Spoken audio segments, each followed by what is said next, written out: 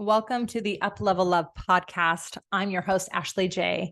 And on this podcast, we discuss all things sex, love, and relationship to help you create next level love within yourself and your relationship. I'm a love and intimacy guide that specializes in groundbreaking embodiment work to take you from tapped out to turned on in your life and the bedroom. And I came to study this work through my own experiences, struggles, hardships, and everything I share, I myself have gone through and traversed. So I feel all of you out there and all that you are coming into and struggling with in your relationships and within yourself. And so today's podcast is about the struggle many couples are facing around sex and the different approaches men and women often have to initiating sex. These different approaches can lead to resentment, hurt feelings, turn off, lack of connection, and frustration of both parties. In the podcast, I'm going to give you 5 ways to change this dynamic and go from irritated to passionate within your relationship. So I know how challenging this can be, and I have sexless, intimacyless, people struggling with this dynamic in their relationship, constantly coming in, seeking my help. So I know firsthand how challenging this can be. This is such a common theme that I have experienced in my own life, and I hear it just continuously in the work that I do. While I speak of men and women having different approaches to initiating sex, the information shared in this discussion is also relevant to same-sex couples and those with varying sexual preferences. So know that this is an expansive conversation. And I want to share a personal story. So when I gave birth to my first child, I was 26 years old. I was very highly sexual. I had only been with their dad for a short period of time. And we had a lot of passion and a lot of fun. But, I gave birth to this very large child naturally at home.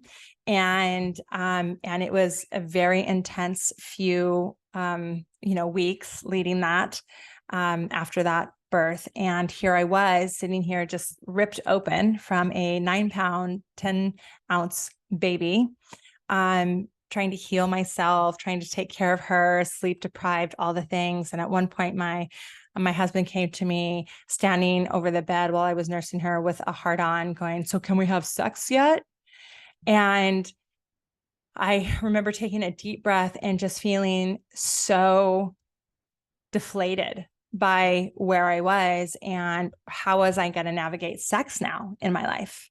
And that began a very long timing of us really struggling with our intimacy, where we hadn't really struggled with it as much before, but it had been so new. And so we were in that, honeymoon period, and there was a lot of passion and romance and play and all of that. And here I was with real life and feeling very depleted. And my husband really didn't know how to approach me, and I was frustrated, and I didn't know how to communicate with him about it. So it led us on a very long and painful journey.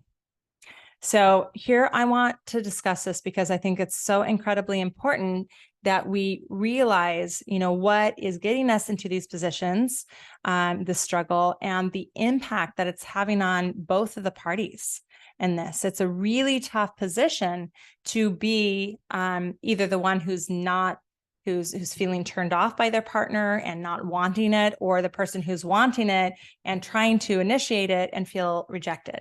So wherever you are on that scope, I want you to know that I have a lot of compassion for you. And the tips that I want to share here on this podcast today are really, they're important pieces for you to look at and see what dynamic they are playing in what you are experiencing. So the first one that I want to share with you, the number one thing that we have to do in this dynamic is to listen to each other. What is your partner saying and needing? For something to change, you need to learn what is a turn off and a turn on to each other, and to be able to honor it, to be able to explore it, and to really be mindful of it. Because if you're doing something the same way and it's really irritating and your partner's telling you, hey, that doesn't work for me, that doesn't feel good, I don't like that, and you continue to do it, you're going to continue to turn them off. So it's really important that you learn, what is a turn off and what is a turn on, and that you have an open conversation about that. And you have to, if you say something turns you off, let them know what turns you on. That's just as important. Don't expect your partner to be turned on just automatically. Often women take longer to turn on. This is not always the case, but there needs to be different elements to it other than what is currently happening. So if the dynamic that you're in is that one person is, always trying to initiate and the other person is in a backup, remove, get out, not wanting it, turn off, then you have to have a deep and honest conversation about what is happening so that you can find a new way to approach each other. And I highly, highly recommend taking turns initiating sex so that you can learn from each other, right? We teach people how to love us. We teach people how to touch us.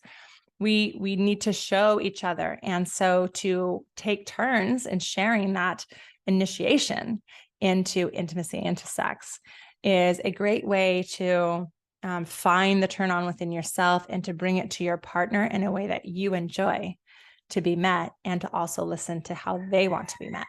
So you can both get what it is you want, need, and desire.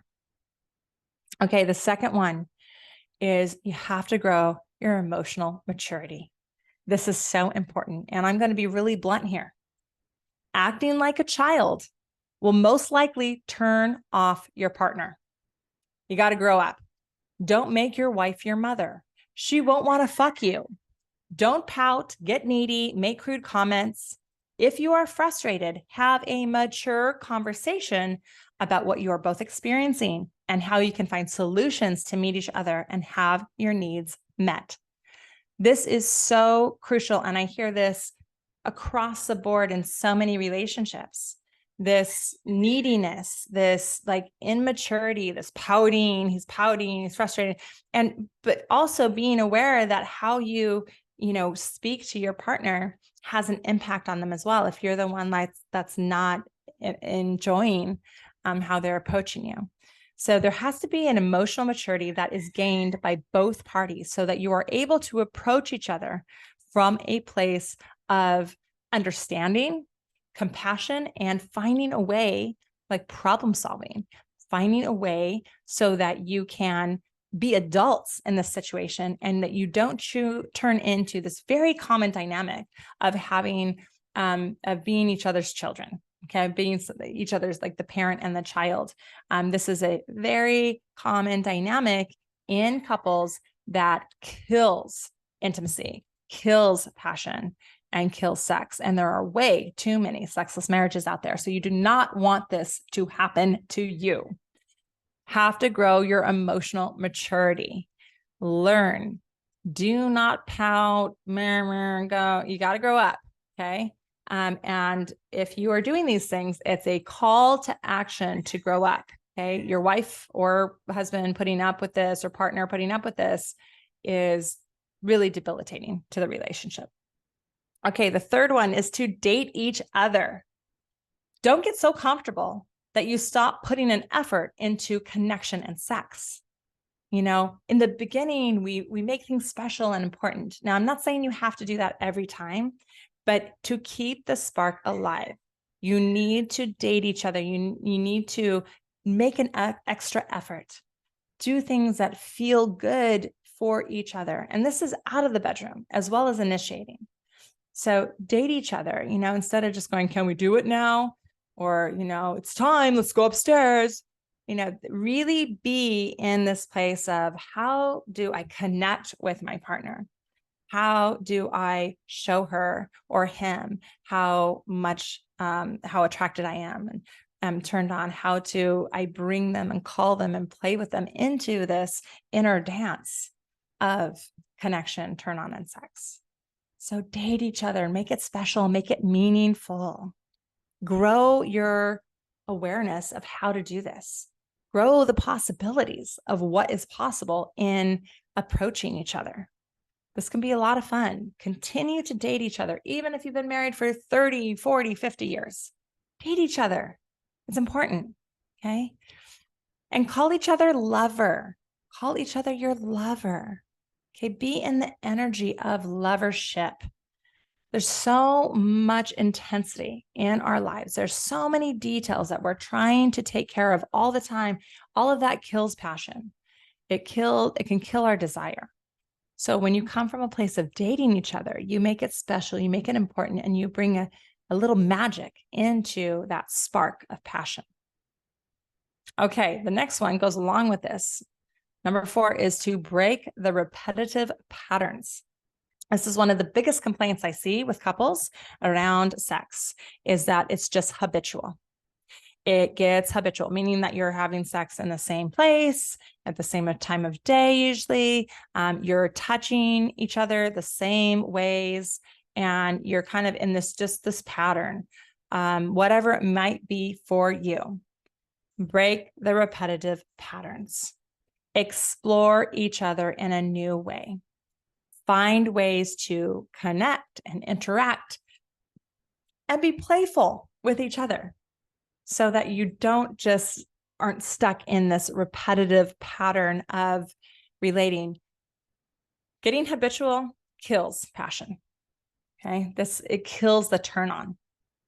So if you are in a repetitive pattern, which many of you are, it's time to mix it up. It's time to explore it. And I wouldn't just all of a sudden try to do that with your partner. That might work for some, but it's more important to have a conversation with them and say, hey, I'm realizing that we are in this repetitive pattern in our sex, and I would love to explore new ways of connecting and relating with each other. Are you open to that? Okay, invite them into the exploration. Don't just throw them on something that can feel unsettling at times. Knowing your partner and what they're available for and what they're not available for is really important. Okay, and the last one is to deepen your connection. Learn how to have meaningful conversations, learn new ways of relating and interacting with each other. There are so many ways to connect that you may not even think of that could have a profound addition to your connection. And when you have connection, when you both feel connected, when there's a level of intimacy, when there's a level of vulnerability, when there's a level of sharing and interaction outside of the bedroom, then this is going to lead to how you relate to each other in initiating sex. And it's going to make it a lot more interesting and a lot more available to both parties if there is a depth of connection. If there is no connection, then there is no passion, period. So if you are lacking connection, this is an area that you both need to grow in, to find new ways of relating and connecting with each other. And I have so many beautiful ways that I lead my couples through and how to connect with each other. So if you are stumped, if you're like, how do I talk to them? How do I touch them or connect with them or be with them in any way? Just know that there's a lot of guidance out there. So get that guidance. The last little piece I want to tell you is get help. Seek help from those who have mastery in this. We were not taught or shown how to be in intimate relationships well. We have not been told how to communicate about sex and intimacy. There's a lot of discomfort that can come up in this. There's a lot of wounding that can happen. So getting guidance around this, finding ways to, and being shown how to have this new and unique, different kinds of connections with each other can make a world of difference in your relationship and can even make a difference in whether the relationship is successful or not. So I hope that you enjoyed all of these tips, that you take these into consideration, you see what is present in your life, and you reach out and get the help you need if and when you need it. And here's a little hint for you. Get the help before you're in dire straits. Get the help when you're just feeling that plateau or that stuck feeling. That's when you want to address it. The healthiest couples who have the healthiest sex lives that I know are ones that are working on it, are ones that have sought guidance, are ones that who learn and explore and expand within themselves and each other. Those couples are thriving. The ones that don't are the ones that are dying.